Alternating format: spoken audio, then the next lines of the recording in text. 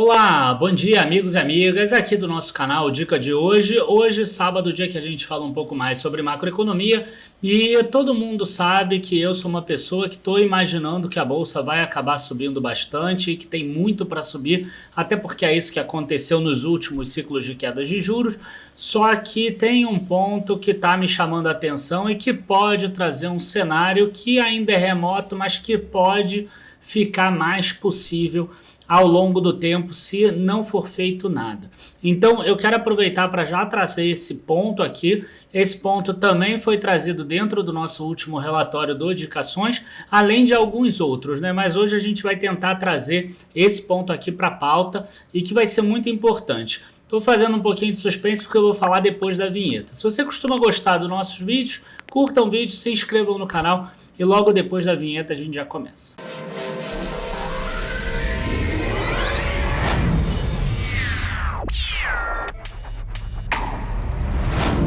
Bom, para acabar com todo o suspense aqui, eu já vou aproveitar para compartilhar a tela e eu vou mostrar aqui o relatório, né, de acompanhamento fiscal do IFI, né, Instituição Fiscal Independente, que acaba sendo um dos relatórios utilizados lá no próprio Senado, na Câmara e etc., para fazer um acompanhamento de como é que está a questão fiscal no Brasil. O que me chamou muita atenção foram matérias mostrando que nesse último mês, né, assim como tinha acontecido em junho, a gente teve um aumento das despesas, só que a gente está tendo diminuição das receitas arrecadadas pelo governo. E eu, na minha concepção, não vejo outra forma de um país conseguir crescer e prosperar que não seja arrecadando mais do que ele gasta, né? Que seria a tal do superávit primário, que é o que o governo busca.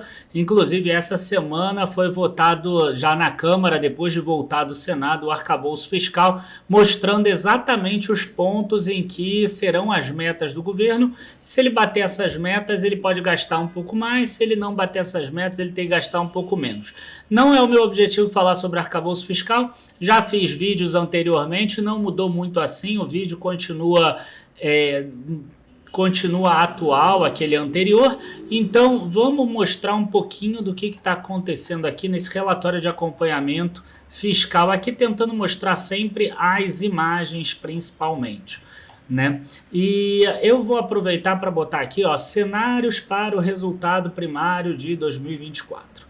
Tá? Então isso aqui é o que está sendo esperado para 2024. Quer dizer, o Tesouro Nacional acredita que com as regras atuais, 150 bilhões de resultado primário negativo no ano que vem, né? E aqui resultado primário de menos 1,3% do PIB, ou seja, para chegar no centro da meta, que seria zero no ano que vem, né, que é acabar com o déficit primário, 1,3, e para chegar na parte de baixo, que seria menos 0,25, teria um esforço de 1,1. Aqui eu pauso um pouco, eu quero aproveitar e chamar a atenção de vocês no seguinte.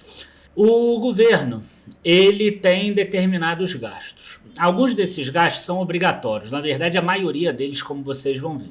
E esses gastos, como são obrigatórios, né, salário de servidor, funcionário, aposentado, pensionista, transferência para estados e municípios, são coisas que ele não tem como deixar para depois. O que ele poderia deixar para depois são aquelas despesas que são chamadas de discricionárias, né? Então, como a gente tem um orçamento que já é muito engessado, né, que já tem muitas despesas obrigatórias, o governo ele tem pouca margem de manobra ali nas despesas. O que eu acho ruim é que ele está querendo, inclusive com o arcabouço agora, aumentar mais ainda as despesas, né? Ok, que o teto de gastos com aquele aumento real de 0% das despesas, ele ficou complicado, mas a gente ainda não resolveu o problema. Teve uma pandemia e etc., mas a gente ainda não resolveu. Você vê que a gente ainda está com resultado primário negativo, a gente ainda está com déficit.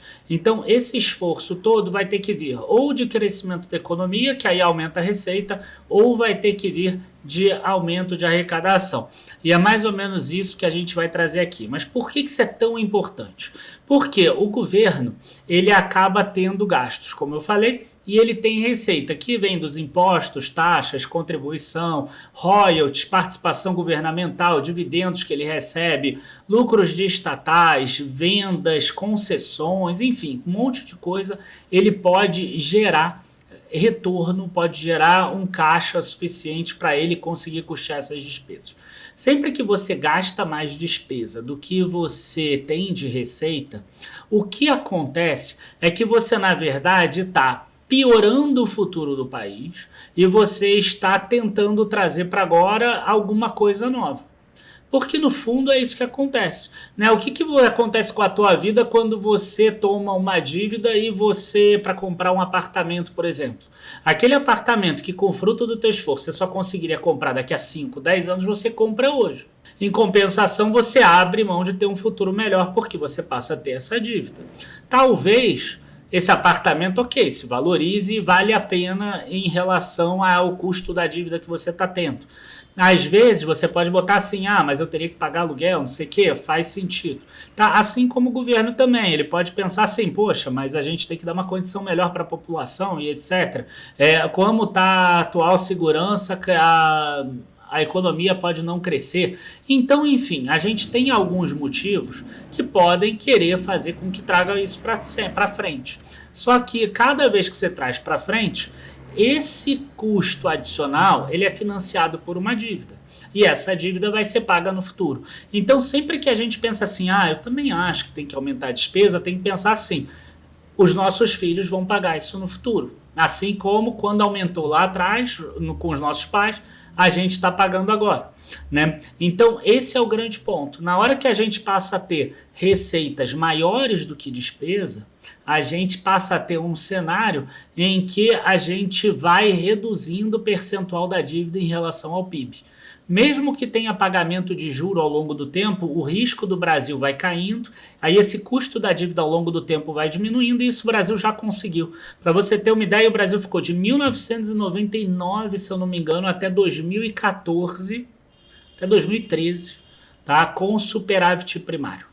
E foi, só olhar, foi o período que a Bolsa disparou, por exemplo.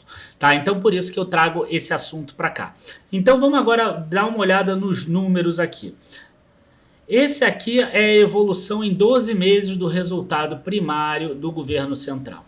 A gente percebe que estava com superávit nos últimos 12 meses até maio, e aí de repente ela despenca aqui. Né? Então em julho de 2023 a gente tem 85 bilhões de déficit primário. Né? É claro que não vai chegar igual aqui na época do Covid, menos 928 bilhões, mas você vê que é um déficit primário já considerável nos últimos 12 meses. Em julho de 2022 a gente chegou a ter 120 bilhões.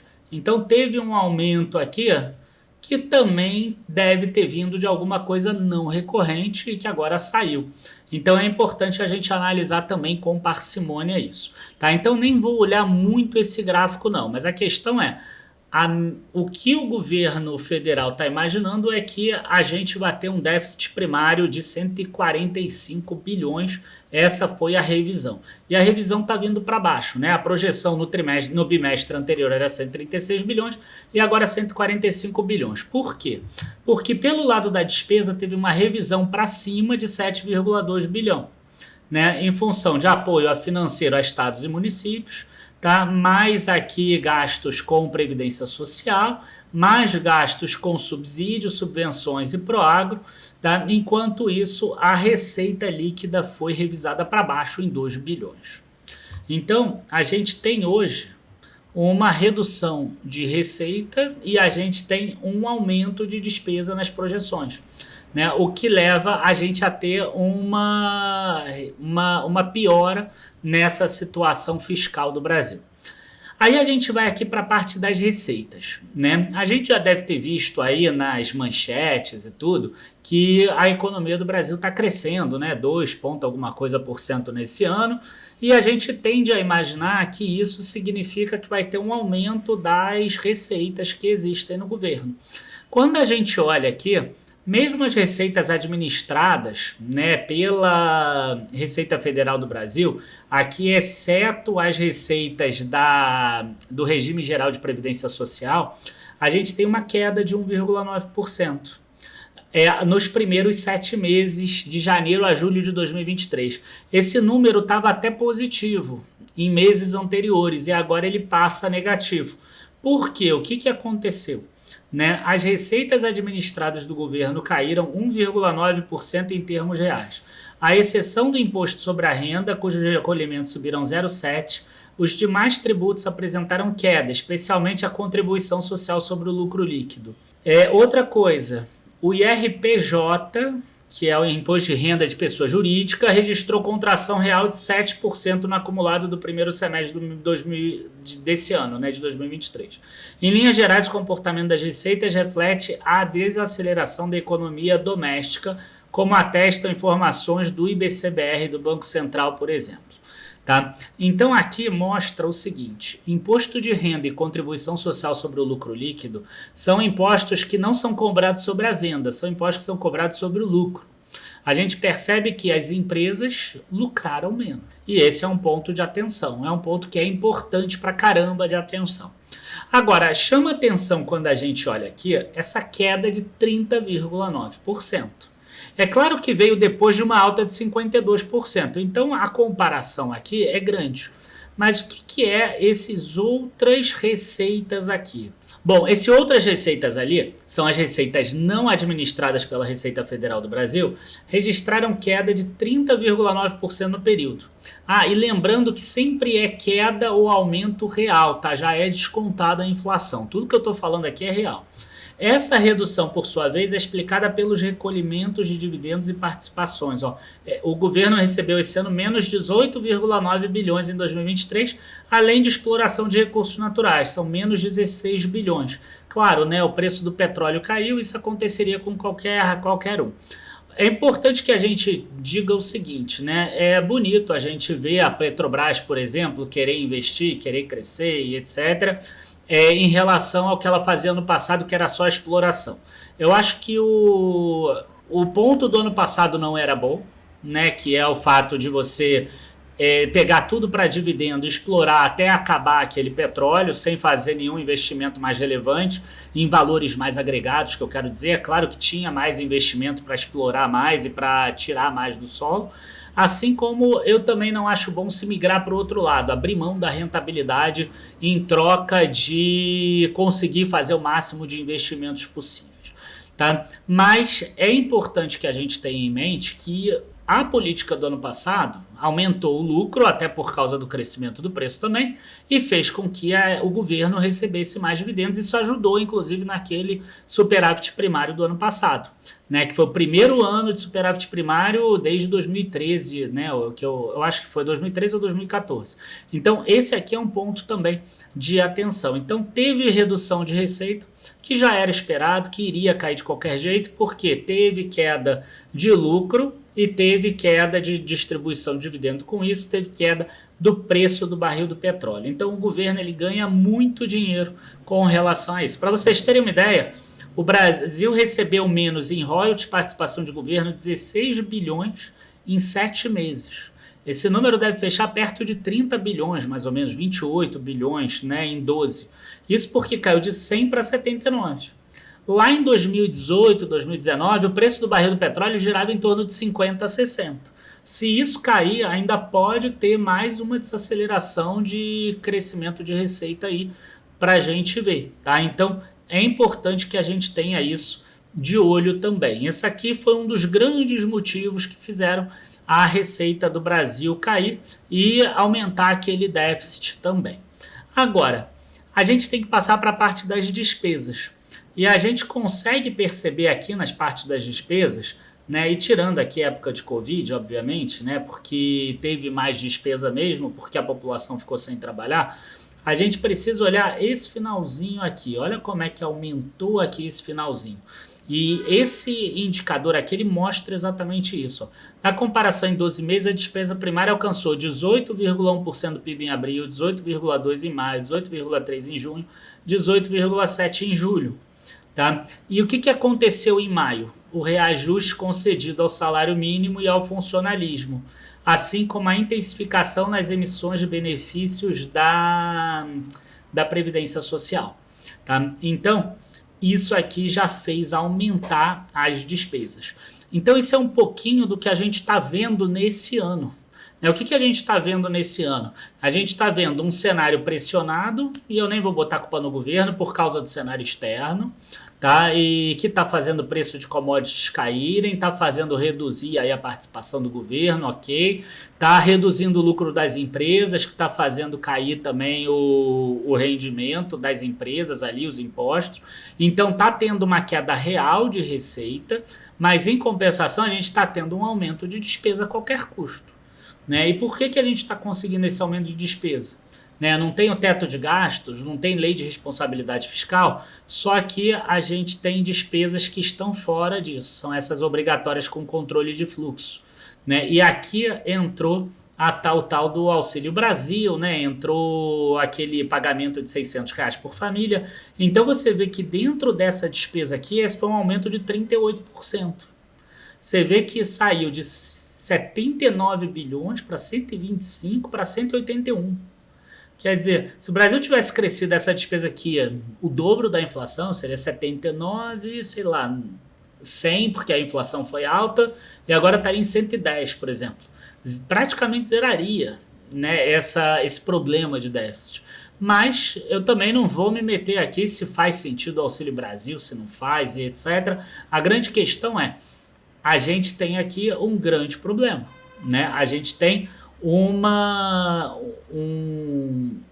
quantidade de despesas que você vai ver que 1 trilhão aqui e 88 bilhões são obrigatórios e só 78 bilhões que são empresas discricionárias. Quer dizer, você não tem nem de onde tirar. E além disso, a gente ainda tem um Fundeb aqui que está aumentando a cada período que passa. Por que está aumentando aqui? Aumentou 50%, aumentou 11%. Para quem não sabe, isso aqui é o Fundo de Educação Básica. Tá? Ele está em período de transação, porque passou aqui a número 108, a lei, né, determina um aumento de 10% para 23% dessa complementação a ser concluída em 2026. Então pode esperar que o Fundeb vai acabar aumentando muito mais do que a variação real aqui nos próximos anos também. E ainda tem mais a questão aqui de sentenças judiciais e precatórias com aumento de 91%.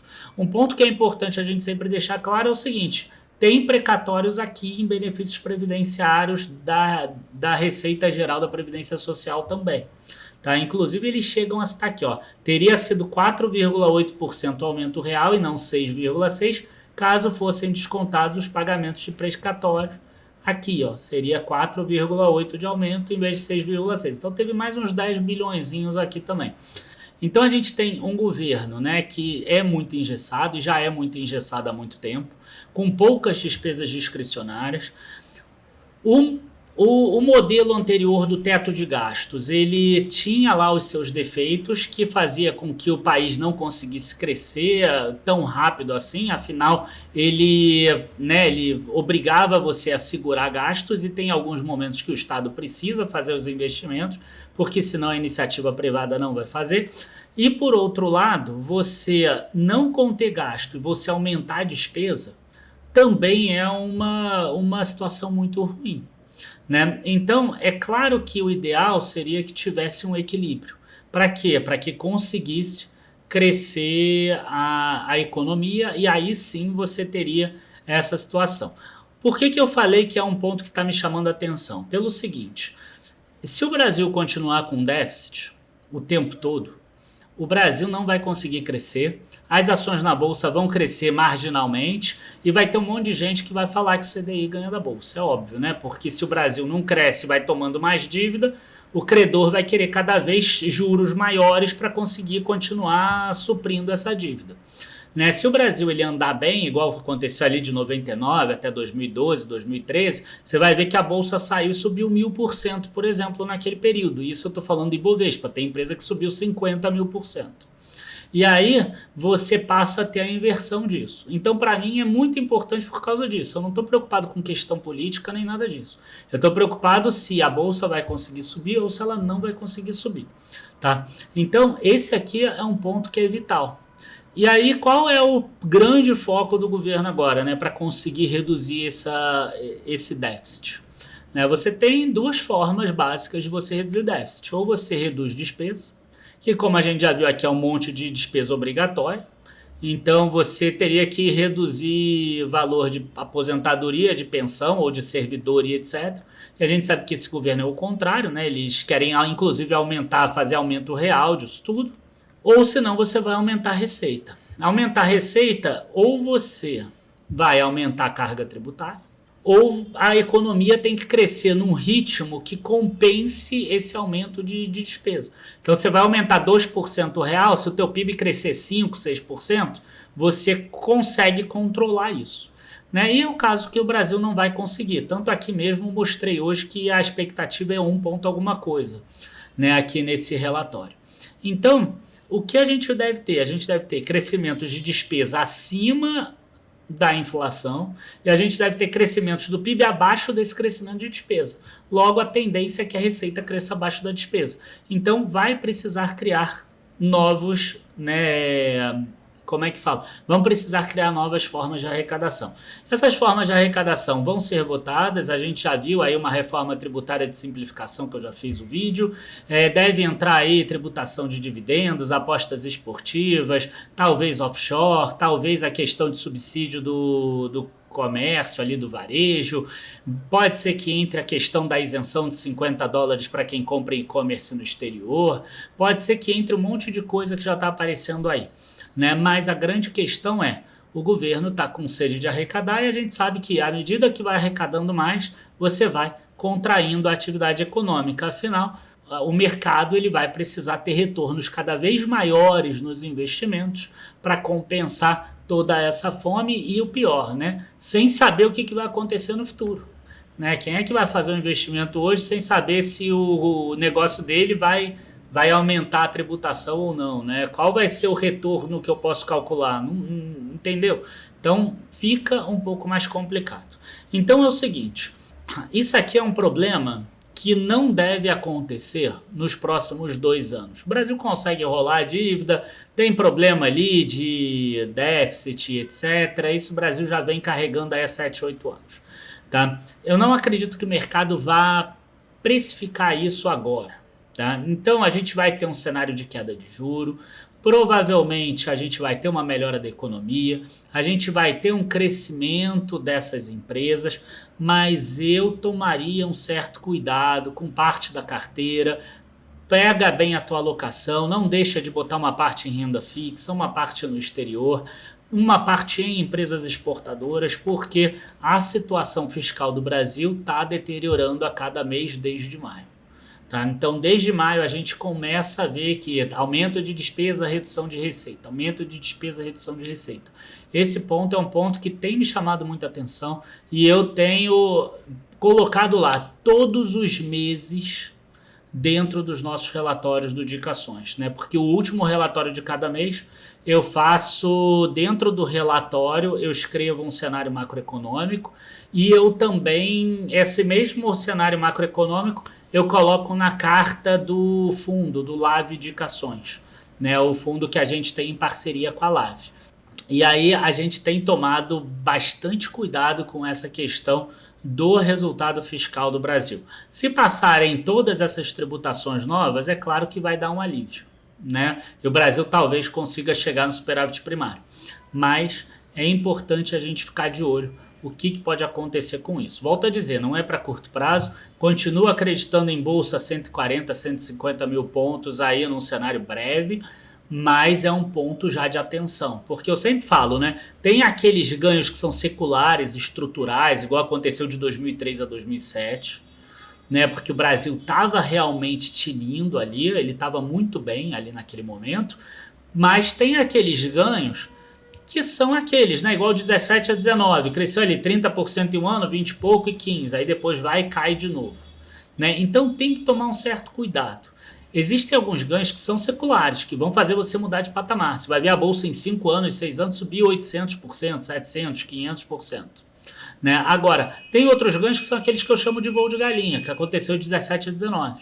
né? Você tem ali um aumento de 100%, 120%, 130%, e aí depois, logo depois, vê que não teve uma boa implementação, não teve uma continuidade, aí cai de repente, entendeu? Então, é um ponto de atenção e, enfim, tá? Isso é que eu queria passar para hoje.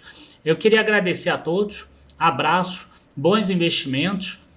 Cuidado só para não ficar tão para baixo, assim, falando, ih, Daniel tá chateado, Daniel acha agora que a bolsa vai cair. Não é isso, tá? Mas é um ponto de atenção. Eu tenho cenários remoto, provável e possível. Esse cenário que eu tô passando era remoto, ele tá virando possível. Mas o provável ainda é bolsa bastante para cima. Abraço, bons investimentos e até a próxima. Tchau, tchau.